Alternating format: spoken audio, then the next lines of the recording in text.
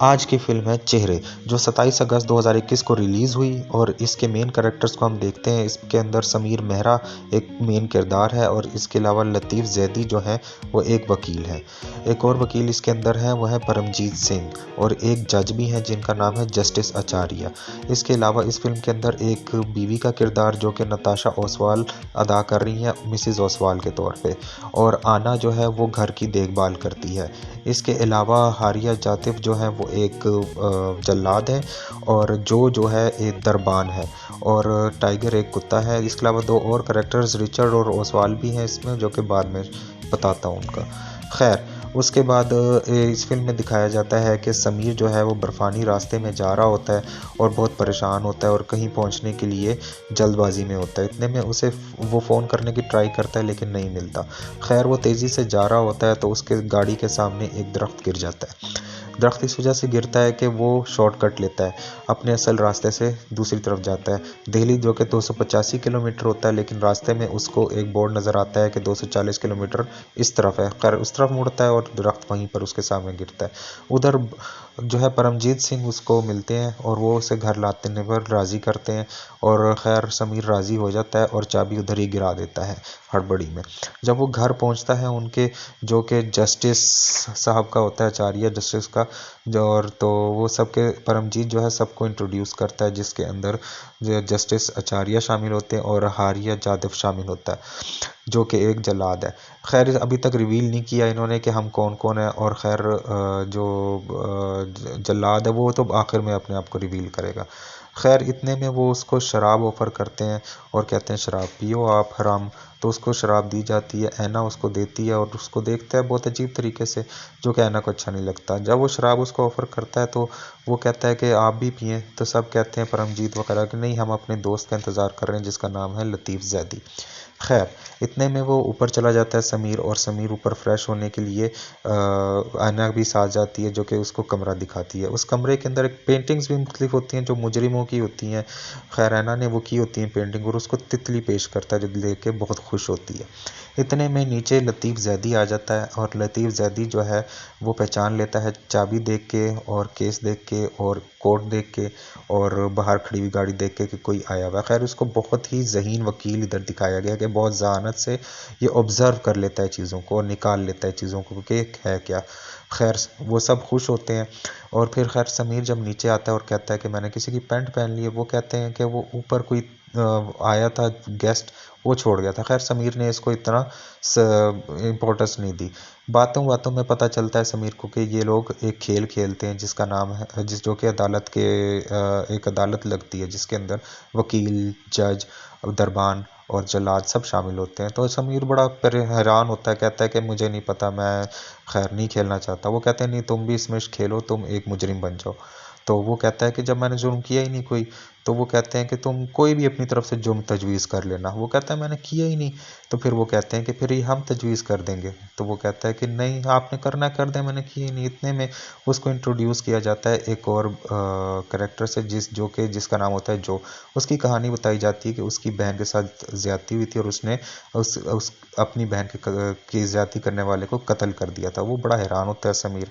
खैर, इतने में समीर जब उसे देखता है और परेशान होता है तो वो कहता है कि इसको क्यों रखा हुआ है आपने। उसने कहा ये हमारी अब टीम पूरी हो गई है, खैर हमने इसको रख लिया था, इसके साथ ज्यादती हुई थी, इसने कत्ल कर दिया। खैर, इतने में फिर उसके बाद जो है वो खेल शुरू होता है। तो खेल शुरू होता है तो परमजीत सिंह जो है वकील दे दिए जाते हैं समीर को कि ये तुम्हारे वकील हैं। वो उसको समझाते हैं कि तुम अपना कोई जुर्म जो है वो बता दो, कोई अब तजवीज़ कर दो। तो वो कहता है कि मैंने जब कोई जुर्म किया ही नहीं तो मैं क्यों तजवीज़ करूं। तो वो कहते हैं कि फिर लतीफ़ ज़ैदी साहब बहुत ही ज़हीन वकील हैं, वो तुम्हारे ऊपर कोई जुर्म साबित कर देंगे। तो वो कहता है जब मैंने किए ही नहीं तो फिर मैंने क्या साबित कर दें। ठीक है, मैं मान लेता हूँ कि मैंने कोई जुर्म नहीं किया और आपने करना है तो कर लें। खैर, जो है वो ज़ैदी साहब जो हैं वो मुख्तलिफ़ तरीके से उसके साथ बात करते हैं, और अदालत जब लगती है तो उससे ये कहलवाने की वो ये जुर्म उसके ऊपर लगाते हैं कि तुमने अपने बॉस का कत्ल किया। तो वो कहता है वो तो बहुत खड़ूस था, मैंने नहीं कत्ल किया, वो मैंने बिल्कुल नहीं कत्ल किया। तो वो कहते हैं कि तुमने किया है, और तुम्हारा उसकी बीवी के साथ ताल्लुकात थे। तो वो कहता है कि ऐसी कोई बात नहीं है, तो ये सब झूठ है। खैर इतने में वो जो है ऊपर चला जाता है फ्रेश होने के लिए अदालत के वक्फे के दौरान। जब ऊपर जाता है तो फिर ऊपर उसको उसकी मुलाकात जो है वो ऐना से भी होती है। तो खैर वो मैं बाद में बताता हूँ फिर उसने क्या किया ऐना के साथ। लेकिन इसी अदालत के अंदर जैदी साहब ने उसी दौरान उसका फ़ोन चेक कर लिया था। तो खैर ऊपर जब जाता है तो ऐना को कहता है कि तो वो उसके साथ फ्री होने की कोशिश करता है। ऐना परेशान होती है, खैर उसको मारने चाहती है लेकिन वो नहीं मारती, लेकिन उसको बहुत हवस का आदमी दिखाया था। खैर जैदी साहब जब वो वापस आता है नीचे वक्फे के बाद तो जैदी उसको स्टोरी सुनाता है कि देखो मैंने तुम्हारे मोबाइल में कुछ देखा है, उसके मुताबिक स्टोरी ये है कि तुम जो हो एक पब में एक औरत के साथ मिले जो कि मिसेस गोसवाल थी, और उसके बाद एक बहाने से तुम्हारे साथ मुलाकात हुई उसकी। वो बहाना किसका था ये तो पता नहीं, लेकिन बहरहाल तुम उसके साथ मिले और उसको घर लेकर गए और उसके साथ दोस्ती हुई, तुम्हारी दोस्ती हुई। उसको घर लेकर जाने के बाद तुम्हारे उसके साथ ताल्लुकात भी बन गए, फिर उसके बाद तुम और वो बहुत अच्छे दोस्त बन गए। इतने में जब तुमने ये देखा तो वो तुम उससे फिर पीछे हटने लग गए। लेकिन जब वो तुम पीछे हटने लग गए तो उसने तुम्हें कहा कि तुम मेरे पास आओ फ़ोन करके। उसने तुमने कहा नहीं आना, तो उसने कहा मैं आ जाऊंगी। फिर तुम्हें मजबूरन जाना पड़ा। जब तुम गए उसके घर तो तुमने देखा कि वो बंदी भी है। तो तुमने शीशा तोड़ के अंदर जब दाखिल हुए और उसके सारे खोले, उसको जिस चीज़ों से बांधा हुआ था, तो उसने कहा कि मुझे जो है ये मेरे शोहर ने ओसवाल ने कत्ल करने की कोशिश की थी, मुझे बांध के चला गया। तो उसको जो है अब मैं नहीं छोड़ूंगी। तो उसके बाद वो बहुत परेशान होता है। समीर कहता है ठीक है मैं तुम्हारा साथ दूंगा और उसको कत्ल करूंगा। उसको कत्ल इस तरह किया जाएगा कि मैं उसके जो है हम अपनी वीडियो बनाएंगे ताल्लुकात की और उसको भेज देंगे। तो वो मान जाती है। खैर वो इसी तरह ही वो यही प्लान पर अमल करते हुए उसके पास जाता है गोल्फ खेलते हुए, उसको वीडियो भेजता है अपने अपने सामने। तो वो परेशान हो जाता है उसको देख के, और जब वो परेशान हो जाता है तो फिर वो जो है उसको हार्ट अटैक हो जाता है। हार्ट अटैक हो जाता है तो उसको जो है डॉक्टर को बुलाया जाता है और उसको खैर हार्ट अटैक से मर जाता है। तो समीर कहता है कि ये सब बकवास है, ऐसा कुछ नहीं है, ये सब बकवास है। जैदी उस टाइम रिवील करता है कि मैंने तुम्हारा मोबाइल देख लिया था और ये वीडियो भी देख ली। समीर को बहुत गुस्सा आता है, कहता है कि क्यों देखी है। खैर उसको मानना पड़ता है कि हाँ ठीक है इस तरह की बात हुई थी, लेकिन ये कत्ल मैंने नहीं किया, ये सारा प्लान उसका था। जो तुमने स्टोरी बताई है ये उल्ट है उसकी। ये मिसेस ओसवाल ने सारा कुछ प्लान किया था और प्लान करने के बाद मुझे साथ मुलाकात को छोड़ दी, और फिर मैं बहुत इंतज़ार के बाद जब उसके घर गया तो देखा वो रिचर्ड के साथ थी। तो मुझे बहुत गुस्सा आया, मैंने वीडियो बना ली और उसको ब्लैकमेल करना शुरू कर दे कि हाँ ठीक है मैं तुमसे अब पैसे लूँगा। तो वो कहती है ठीक है मैं तुम्हें पैसे दे दूँगी क्योंकि तुमने वीडियो बना लिया, अब मुझे तुम बदनाम ना कर दो। तो खैर वो उसकी उधर से जो है मैं उसकी BMW कार की चाबी भी ले आया और केस भी ले आया जो कि रिचर्ड ने उसे दिया था। खैर अदालत के अंदर ये बातें जब साबित हो जाती हैं तो उसको दोनों को कहते हैं कि आप अपना वर्डिक्ट दें दोनों वकीलों को। तो खैर दोनों वकील उसको जो भी वर्डिक्ट देते हैं उसको मौत की सज़ा हो जाती है। जब होती है तो वो वहाँ से भागने की कोशिश करता है, पिस्तौल उठाता है और सबको दिखा के वहाँ से भागना चाहता है। तो उसको रोका जाता है लेकिन नहीं रुकता। फिर एक रिकॉर्डिंग की होती है उन्होंने ये सब चीज़ें जो कि असली अदालत में वो दिखाना दिखाना था उसको।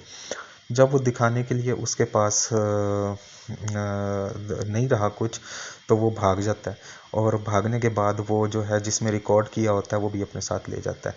इतने में ये भी रिवील हो जाता है कि जो ऐना है वो दरबान की जो कि बहन है। और बाद में जो है उसको यकीन जब हो जाता है कि ये मुझे फांसी दे देंगे तो वहाँ से भाग जाता है। भागते भागते वो सबसे लड़ाई करता है। इतने में भागते भागते जो है वो लतीफ़ जैदी उसको कहता है इस तरफ ना जाओ जहाँ तुम जा रहे हो। वो नहीं मुन सुनता, और वहाँ पर असल में बर्फ़ टूटने वाली होती है और वो टूट जाती है और वो जिसकी वजह से नीचे गिर जाता है। जब वो नीचे गिर जाता है तो फिर उसके बाद ऐना आती है और वो तितलियाँ उसके पास फेंक देती हैं जो उसको तोहफे में दी थी उसने। खैर इस वजह से साबित होता है कि उससे शदीद नफरत करना शुरू हो जाती है क्योंकि उसके ऊपर उसने हवस की निशानी की थी और उस पहले भी उसके साथ ये सब कुछ हो चुका था। तो खैर वो तितलियाँ उसके ऊपर फेंक देती है। फेंकने के बाद वो घर के अंदर पेंटिंग बना रही होती है, जो मैंने आपको जिक्र किया था कि ऊपर पेंटिंग्स थी, उसमें तितली बना रही होती है और उसको सज़ा दिखाई होती है कि फांसी मिली है। फिर खैर जो है वो भी घर पे आ जाता है। फिर इतने में मिसेस ओसवाल जो है वो आती हैं घर पे, किसी तरह उनको पता चलता है कि इधर समीर था। तो खैर वो जब आती हैं तो उसको कहती हैं कि मैं वो मोबाइल लेने आई हूँ, तो वो उसको ले आते हैं और उसको कन्विंस करते हैं कि तुम आके हमारे साथ यहाँ पे वो एक खेल खेलो जो कि है अदालत का। खैर वो मान जाती है और उसके साथ खेलना शुरू हो जाती है, और फिर वो मूवी ये इस बात पर बंद हो जाती है कि जैदी कह रहा होता है सबको कि आप भी इधर ध्यान से आना, नहीं तो आपके ऊपर भी इल्ज़ाम लग सकता है कोई। तो चलें, अल्लाह हाफिज़, नेक्स्ट टाइम।